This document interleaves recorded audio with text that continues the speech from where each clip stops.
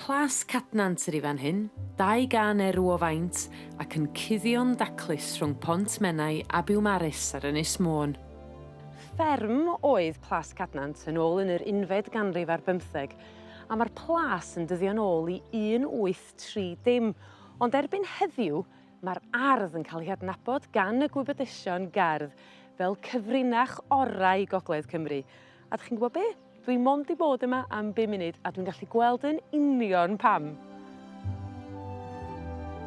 Dros y chwarter canrif ddiwetha, mae'r perchennog Anthony Taverner wedi bod yn adnewyddu'r ardd efo'r dyluniad yn adlewyrchu sut oedd gerddi yn hanner cyntaf y 4edd ganrif ar 15. Llafur cariad go iawn.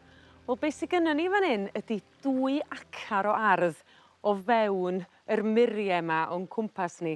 Ac oedden nhw'n arfer y tyfu llysiau a ffrwythau a blodau i gyd ar gyfer y plasty draw yn fan hyn. Erbyn heddiw mae o wedi'w symleiddio rywfaint drwy gael yr hodfa hynod o drawiadol i lawr y canol. Ac erbyn hyn, mae fan hyn yn nodweddiadol o'r gerddi. Ond beth sydd yn hynod am erddi Plas Cadnant ydy bod nhw mewn 2 ran a rheini'n hollol wahanol.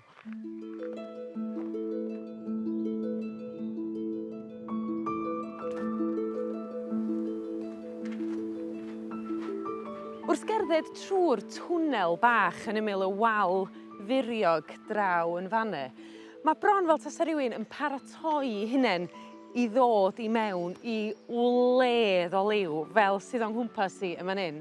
Mae'r azaleas mae i gyd yn liwiau neon sydd yn boddi rywun efo'i lliwiau i gyd.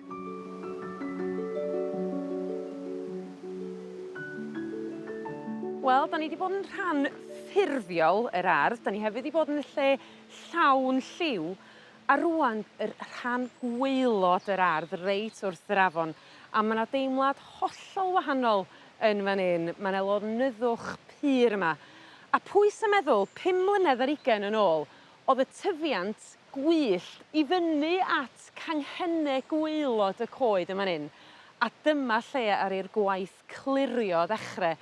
Fedrwch chi ddim dychmygu erbyn heddiw bod fan hyn 'di bod yn llawn mieri, oherwydd mae'r cynllun a'r planhigion sydd wedi cael eu dewis mor ofalus i edrych yn hollol naturiol yn fan hyn. Maen nhw'n fendigedig, yr acers draw yn fan 'na yn cymryd 'u lle, a wedyn mae'r Mecanopsis glas, o, da ni mor lwcus heddiw i weld rheine yn 'u blodau. Y Rogesia yn yr haul tu nôl i mi.